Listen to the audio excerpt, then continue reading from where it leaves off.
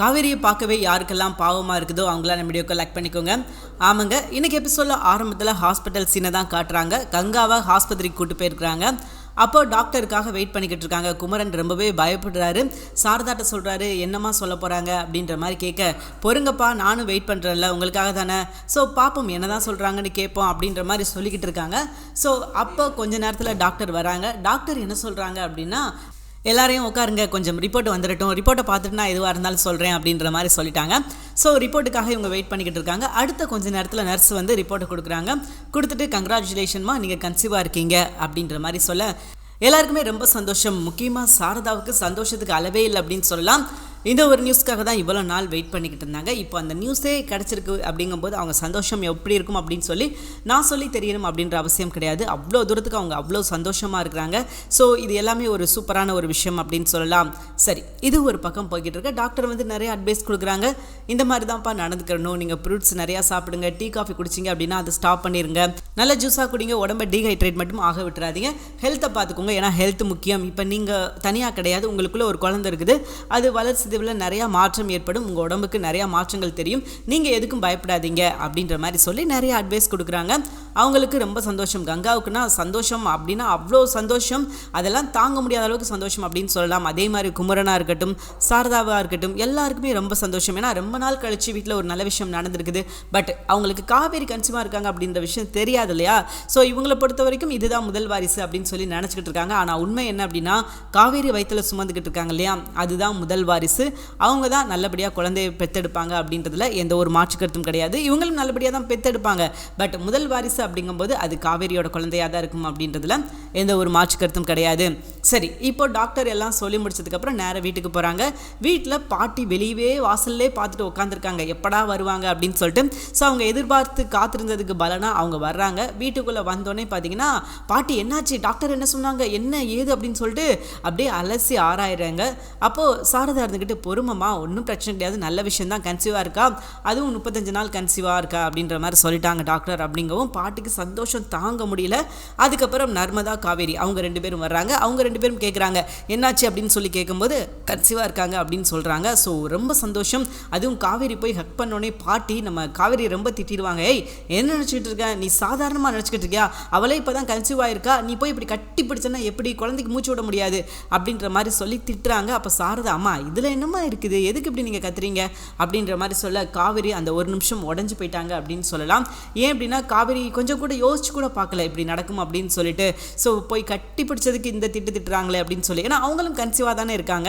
இப்போ கங்காவுக்கு என்னென்ன விஷயங்கள்லாம் கிடைக்குதோ அந்த விஷயம் அவங்களுக்கு கிடைக்காம இருக்கு இல்லையா, அவங்க அதை நினச்சி ஃபீல் பண்ணுறாங்க. ஸோ அவங்க முகத்திலே தெரியுது அவங்களுக்கு வந்து ஒரு ஏமாற்றம் காத்திருக்குது அப்படின்றது அவங்க முகத்திலே தெரியுது. இதே மாதிரி தன்னையும் ட்ரீட் பண்ணணும் அப்படின்றது அவங்களோட ஆசை.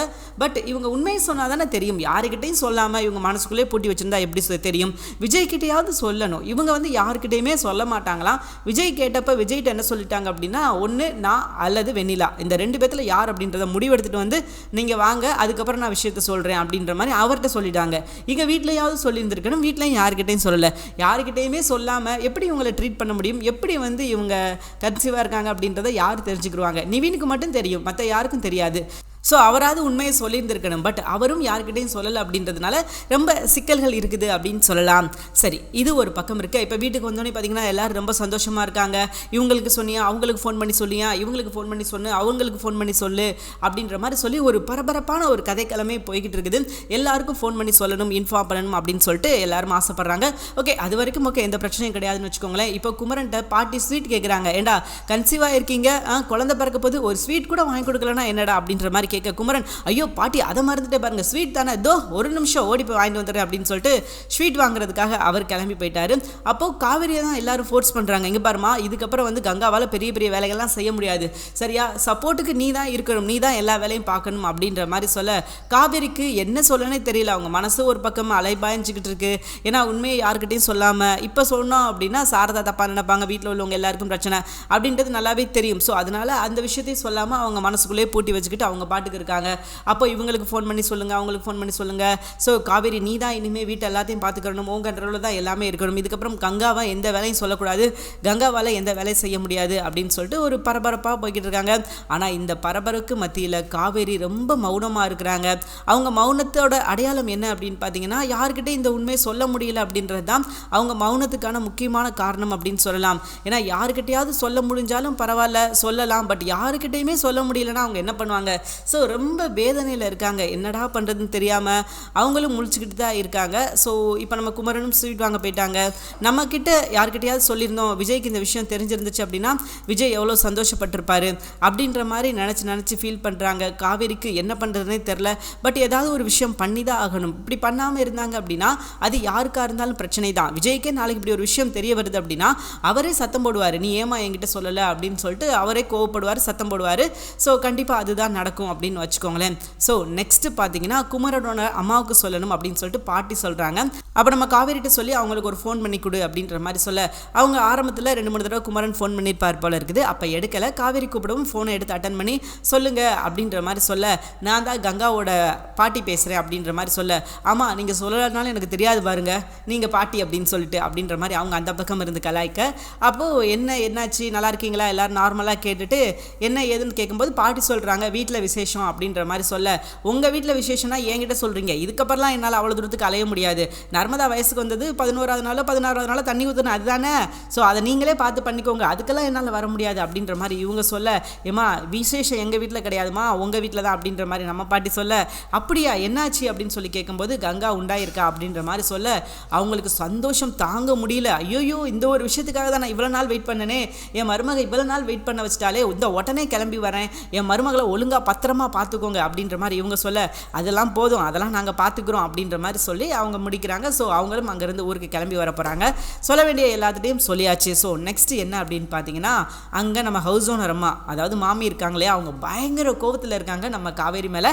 எதுக்குன்னா எப்படி என்ன அவள் திட்ட போச்சு அப்படின்ற மாதிரி சொல்லிட்டு பயங்கர வன்மத்தில் இருக்காங்க. அவங்க ஹஸ்பண்ட் கூட சண்டை போடுறாங்க.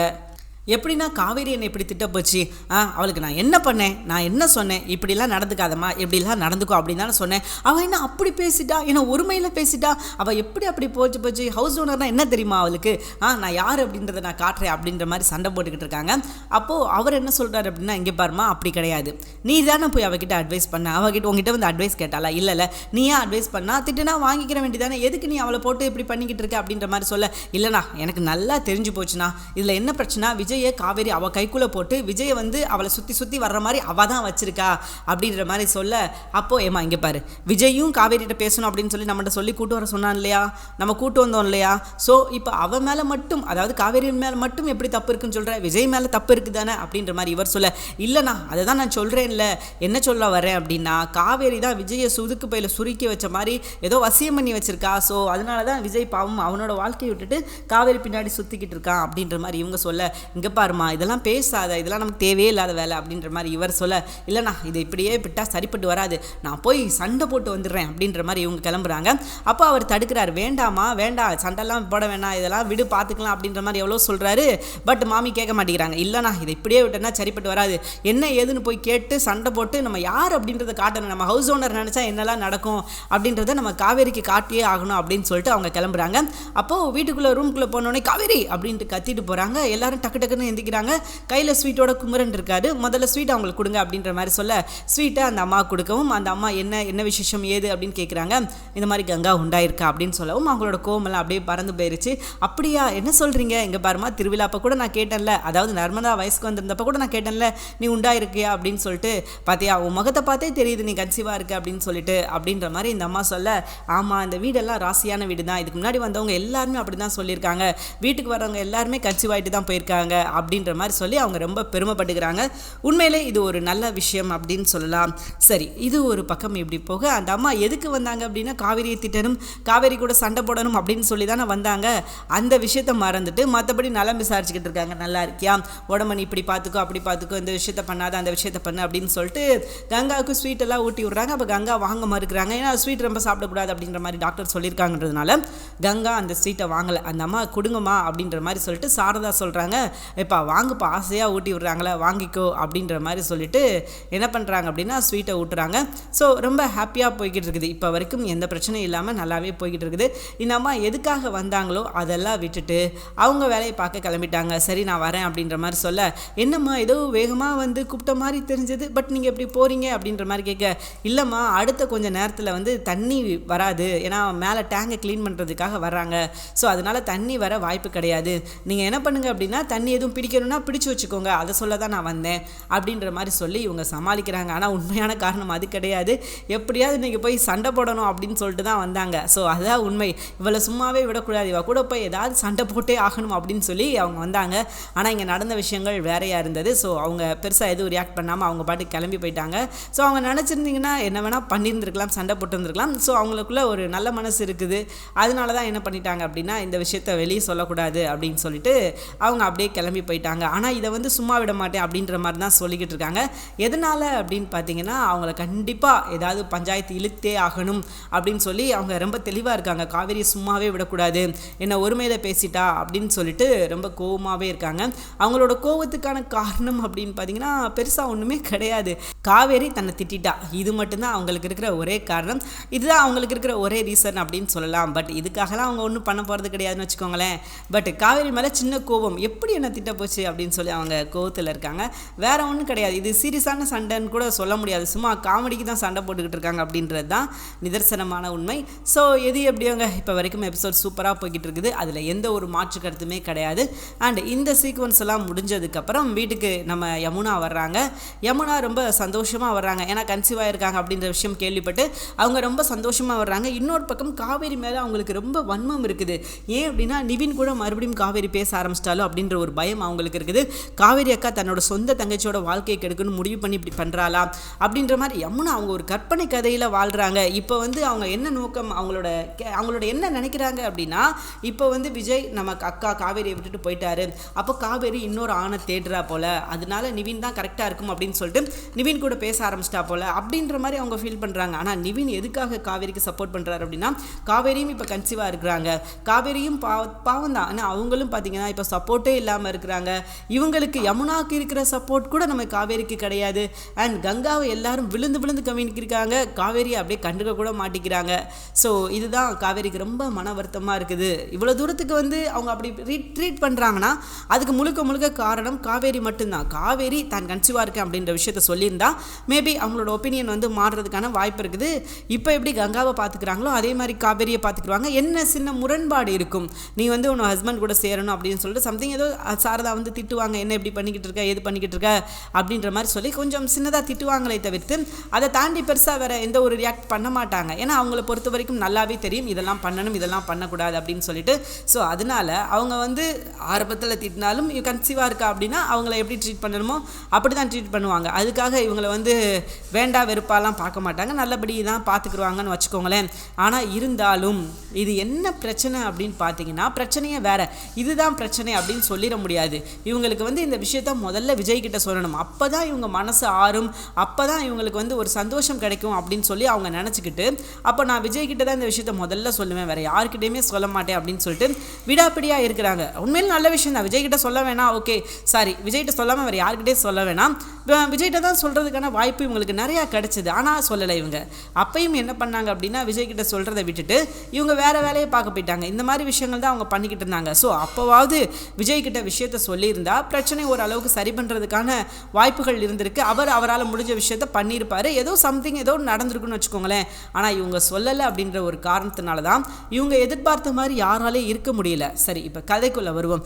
இப்போ யமுனா வர்றாங்க அண்ட் வீட்டில் உள்ள வேலையெல்லாம் நீ தான் பார்க்கணும், காவேரி நீ தான் பார்த்துக்கிறணும், கங்காவுக்கு நீ தான் சப்போர்ட் பண்ணணும் அப்படின்ற மாதிரி சாரதா சொல்லிக்கிட்டு இருக்காங்க. யமுனா வந்து நிற்கிறாங்க, போய் வாழ்த்து சொல்கிறாங்க, வாழ்த்துக்கா சூப்பர்க்கா நல்லபடியாக உடம்ப பார்த்துக்கோ, 11வது மாதம் வாரமுக்கு ஸ்கேன் எடுக்க போவில்லையே அப்போ நானும் வருவேன், எனக்கு வந்து உடனே போய் டியூ டேட் எப்போன்னு தெரிஞ்சிச்சுன்னா நான் உடனே அந்த டேட்டுக்கு போய் டைம் ட்ராவல் பண்ணி பாப்பா போய் பார்க்கணும் அப்படின்னு சொல்லிட்டு எனக்கு ரொம்ப ஆசையாக இருக்குது அப்படின்ற மாதிரி இவங்க சொல்ல, கங்கா பொருடி இன்னும் 10 மாதம் தாண்டி அப்படின்ற மாதிரி சொல்ல, உடனே நர்மதா இருந்துக்கிட்டு அக்கா அக்கா நானும் வரேன்க்கா நீ என்னை கூட்டு போ அப்படின்ற மாதிரி நர்மதா சொல்ல, ஸோ ரொம்ப ஜாலியாக ஃபன்னாக போய்கிட்டு இருக்குது. அப்போ அப்போது நம்ம கங்காவுக்கு பிடிச்ச பூரண கொழுக்கட்டை ரெடி பண்ணணும் அப்படின்னு சொல்லிட்டு ரெடி பண்ணிக்கிட்டு இருக்காங்க.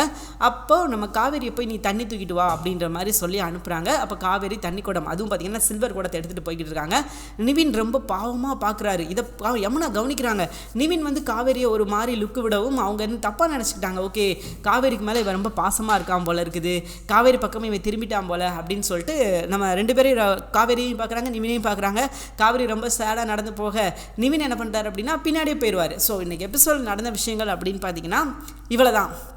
சரி, இதுக்கப்புறம் நாளைக்கு எபிசோடில் என்ன நடக்கும் அப்படின்றது ஜஸ்ட் என்னோட கணிப்பு தான். பார்க்கலாம் என்ன நடக்குது அப்படின்னு சொல்லிட்டு. இப்போ நிவின் வந்து நம்ம காவேரியை பார்த்துக்கிட்டே இருக்காரு. முத்து படத்தில் வர்ற காமெடி மாதிரி மீனாவுக்கு அப்படியே அள்ளி அள்ளி வைக்கிறாங்க. அதாவது அதான் நம்ம கங்காவுக்கு அள்ளி அள்ளி வைக்கிறாங்க. ரஜினிகாந்த் தான் நம்ம காவேரி அப்படியே போடா போகுது அப்படின்னு சொல்லி தூக்கி போடுற மாதிரி போட்டுக்கிட்டு இருக்காங்க. அவங்களுக்கு தெரியாது, அதுதான் பிரச்சனை. ஸோ தெரிஞ்சால் நிச்சயமாக அந்த விஷயத்த பண்ண மாட்டாங்க. அவங்களுக்கு தெரியாது அப்படின்றதுனால தான் அவங்க இப்படி ட்ரீட் பண்ணிக்கிட்டு இருக்காங்கன்னு வச்சுக்கோங்களேன். சரி, இப்போ தண்ணி எடுக்கிறதுக்காக நம்ம காவேரி கீழே போகிறாங்க. இதை பார்த்துக்கிட்டே இருக்காரு நவீனுக்கு தெரியுது, ஓகே காவேரியும் கன்சீவாக இருக்காங்க, அவங்களும் வெயிட்டு தூக்கக்கூடாது. கங்கா எப்படியோ அதே மாதிரி தான் காவேரியும். ஸோ காவேரியும் நல்லா பார்த்துக்கணும் அப்படின்னு சொல்லிட்டு காவேரி குடந்தூக்க போனோடனே நிவின் பின்னாடியே போயிட்டாரு. இதை பார்த்த யமுனாக்கு செம்ம ஷாக்கு. என்னடா அது, கருப்பு காயின் பின்னாடியே போகுது, வெள்ளைக்காயின்னு முன்னாடி போகுது அப்படின்ற மாதிரி சொல்லிட்டு அவங்க செம்ம ஷாக் ஆகிட்டாங்க. உடனே ரைட் என்னதான் நடக்குதுன்னு பார்ப்போமே அப்படின்னு சொல்லிட்டு யமுனா வெயிட் பண்ணி பார்த்துக்கிட்டு இருக்காங்க. அண்ட் காவேரி இங்கே பார், நீ குடம் தூக்கக்கூடாது அப்படின்ற மாதிரி சொல்லி நிவின் சொல்கிறாரு. இல்லைங்க வேண்டாம், நான் பார்த்துக்கிறேன், எனக்கு எந்த பிரச்சனையும் கிடையாது அப்படின்ற மாதிரி சொல்ல, என்ன காவேரி மறந்துட்டியா, அங்கே கங்கா மட்டும் கன்சீவாக இல்லை, நீயும் கன்சீவாக இருக்கிற, அவங்களுக்கு என்ன ரூலோ அதே ரூல் தான் உனக்கு, நீ தான் உன்னை பார்த்துக்கிறணும், நீ யாருக்கிட்டே விஷயத்த சொல்லக்கூடாது அப்படின்னு முடிவெடுத்த வரைக்கும் சந்தோஷம். பட் நீ வந்து என்ன பண்ணியிருந்திருக்கணும் அப்படின்னா சில விஷயங்கள் நீ பண்ணியிருந்திருக்கணும், ஆனால் நீ பண்ணலை. ஸோ இவங்ககிட்டயாவது நீ யாருக்கிட்டையாவது சொல்லியிருக்கணும், ஆனால் நீ யாருக்கிட்டே சொல்லலை. ஸோ அதனால் நீ என்ன பண்ணுற அப்படின்னா நீ தண்ணி குடம் தூக்க வேணாம், நான் போய் தூக்கிட்டு வரேன் அப்படின்னு சொல்லிட்டு நிவின் இங்கே நம்ம காவேரிக்காக அவர் தண்ணி குடம் தூக்கிட்டு போக இதை பார்த்த யமுனாவுக்கு கோவம்னா என்ன மட்டும் கிடையாது. என்னடா இது இப்படி நடந்துக்கிட்டு இருக்கு. இப்போ நம்ம நினச்சது, நம்ம சந்தேகப்பட்டது சரிதான் போல். காவேரி பின்னாடி மறுபடியும் நிவின் போக ஆரம்பிச்சிட்டாரு. அங்கே அக்கா விஜயை கழட்டி விட்டுட்டு இங்கிட்ட நிவின் கூட சேர ஆரம்பிச்சிட்டாங்க அப்படின்ற மாதிரி தப்பாக நினச்சிக்கிட்டாங்க. ஸோ இதுதான் பிரச்சனை.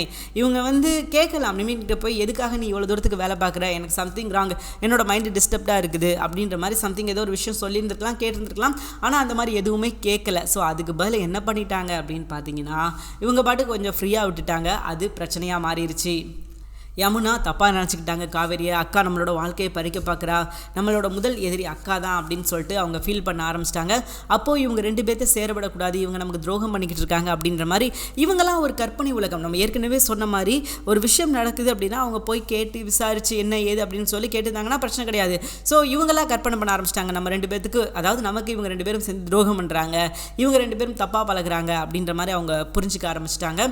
இதுதான் இங்கே ஒரு பெரிய பிரச்சனை. ஏன்னா நாளடைவில் இன்றைக்கி இல்லைனாலும் சரி என்னைக்கா இருந்தாலும் இது அவங்க குடும்பத்துக்கு ஒரு பெரிய பாதிப்பை ஏற்படுத்தும். இவங்க நினச்சிக்கிட்டு இருக்காங்க இது சாதாரணம் அப்படின்னு சொல்லிட்டு, அது கிடையாது. ஸோ இது கண்டிப்பாக பெரிய பிரச்சனை ஏற்படுத்தும். யமுனா இந்த விஷயத்தை எல்லாம் பார்த்துட்டு என்ன பண்ணுறாங்க அப்படின்னா உடனே நிவினை கூப்பிட்டுட்டு கிளம்பிட்டாங்க. நீ எதுக்காக காவேரி கிட்ட இவ்வளோ தூரத்துக்கு நீ இறங்கி பழகுற, எனக்கு என்ன விஷயம் நான் தெரிஞ்சாகணும் அப்படின்னு சொல்லி சண்டை போடுறாங்க. என்ன நீ சந்தேகப்படுறியா அப்படின்னு மாதிரி கேட்டு நிவின் ஆர்குமெண்ட் பண்ணுறாரு. அதெல்லாம் எனக்கு தெரியாது, நீ உண்மை சொல்லு, நீ காவேரி கூட எதுக்காக நீ இவ்வளோ க்ளோஸாக பழகுற அப்படின்ற மாதிரி இவங்க கேட்க, நீ நினைக்கிற மாதிரி எந்த விஷயமும் இல்லை அப்படின்ற மாதிரி அவர் சொல்ல, அப்படி இல்லை அப்படின்னா நீ எதுக்காக இவ்வளோ தூரத்துக்கு இறங்கி பழகணும் அப்படின்ற மாதிரி இவங்க கேட்க, ஸோ மாறி இந்த ஒரே விஷயத்தை தான் கேட்டு 2 பேரும் ஆர்குமெண்ட் பண்ணிக்கிட்டு இருக்காங்க. ஏன்னா நீ சந்தேகப்படுறியா அப்படின்ற மாதிரி அவர் கேட்குறாரு. பிரச்சனை ஆரம்பிச்சிருக்கு இவங்க 2 பேருக்கு இடையில. இப்போ இவரால் சொல்லவும் முடியாது உண்மையை. ஏன்னா சொன்னால் என்ன சொல்லிடுவாங்க, இவங்க வந்து ஏற்கனவே சொல்லக்கூடாதுன்னு இல்லையா சொல்லியிருக்காங்க. ஸோ சொன்னால் பிரச்சனை இல்லையா, ஸோ அதனால சொல்ல மாட்டாங்க. ஸோ சொல்லால அப்படின்றதுனாலுமே அது சிக்கல் தான் அப்படின்றதுனால சொன்னால் இந்த பிரச்சனை ஓரளவுக்கு சரியாகும். சொல்லலை அப்படின்னா கண்டிப்பாக அதுக்கான வாய்ப்பே கிடையாது, சொல்யூஷனே கிடையாது அப்படின்றத சொல்லி தான் ஆகணும். சரி, இப்போ என்ன தான் நடக்க போகுது அப்படின்னு கேட்டிங்கன்னா யமுனா தேவையே இல்லாத விஷயங்கள் பார்த்து இப்போ கடைசியில் ஒரு விஷயம் கூட இல்லை அப்படின்னு சொல்லலாம், சிக்கலில் மாட்டிக்க தான் போகிறாங்க. இது அவங்களுக்கு என்னைக்கா இருந்தாலும் பிரச்சனை தானே. ஏன்னா இவங்க இப்போ நினச்சிக்கிட்டு இருக்காங்க இப்போ நமக்கு பிரச்சனை இல்லை அப்படின்னு சொல்லி நினச்சிக்கிட்டு இருக்காங்க. ஆனால் இவங்களுக்கு இப்போ இல்லைனாலும் எப்போனாலும் பிரச்சனை வரதான் போகுது. பயங்கரமான சிக்கலில் மாட்டிக்கிட போகிறாங்க நம்ம யமுனா. ஏன்னா இது வந்து கண்டிப்பாக 2 பேருக்கும் பாதிப்பை ஏற்படுத்தும். இவங்க நினைக்கிற மாதிரி கிடையாது, 2 பேர் சைடும் இழப்பு ஏற்படும் அப்படின்றதுனால இது பயங்கரமான சிக்கல் அப்படின்னு சொல்லி தான் ஆகணும். பார்க்கலாம் இதுக்கப்புறம் என்ன நடக்குது, எப்படி இந்த விஷயத்தை வந்து சரி பண்ண போகிறாங்க. ஏன்னா எவ்வளோ சீக்கிரம் இவங்க உண்மையை சொல்கிறாங்களோ அவ்வளோ சீக்கிரம் தான் இந்த குடும்பத்துக்கு நல்லது. இவங்க பாட்டுக்கு உண்மையை மறைச்சிக்கிட்டு மெதுவாக சொல்லுவோம் இப்போ என்ன நடந்தது அப்படின்னு சொல்லி நினச்சிக்கிட்டு இருந்தாங்க அப்படின்னா கண்டிப்பாக இந்த உண்மையை இவங்க இப்போதைக்கு சொல்ல முடியாது. இப்போதைக்கு சொல்லலை அப்படின்னா அது மேலும் பிரச்சனை தானே. இப்போ ஒரு வேளை உண்மையை சொல்லிட்டாங்க அப்படின்னா ரொம்ப நல்லா இருக்கும். அதை விட்டுட்டு உண்மையை சொல்லாமல் இந்த உண்மையை மறைக்கணும் அப்படின்னு சொல்லி முடிவெடுத்து உண்மையை மறைக்கிறாங்க அப்படின்னா நிவினாலே உண்மையை சொல்ல முடியாது, இவங்களும் சொல்ல மாட்டாங்க. ஸோ அது சரியான பிரச்சனையை ஏற்படுத்திடும். இதனால் இந்த விஷயமெல்லாம் நடக்கக்கூடாது அப்படின்னு தான் நம்ம நினைக்கிறோம். ஏன்னா உண்மை என்ன அப்படின்றது யமுனாவுக்கு தெரியணும்.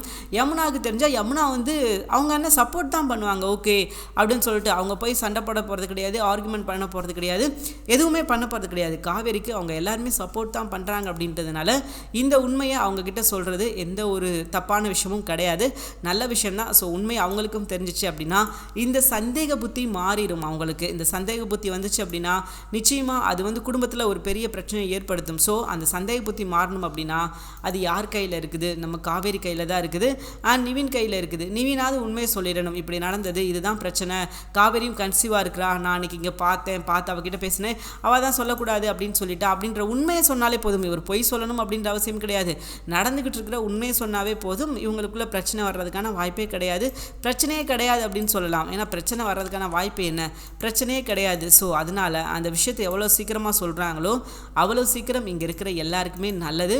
அண்ட் இவங்க சொல்லாமல் விட்டாங்க அப்படின்னா அது கண்டிப்பாக சிக்கல் தான். ஏன் அப்படின்னு கேட்டிங்கன்னா இவங்க சொல்லாமல் இருக்கிறாங்க அப்படின்னா நாளைக்கு அந்த விஷயம் தெரிய வரும்போது அது ஒரு பெரிய குடும்பத்திலே ஒரு பெரிய பிரச்சனை ஏற்படுத்தும். நீ எதுக்காக மறைச்ச, நீ எதுக்காக இப்படி பண்ணுன அப்படின்னு சொல்லி எல்லாருமே கேட்பாங்க.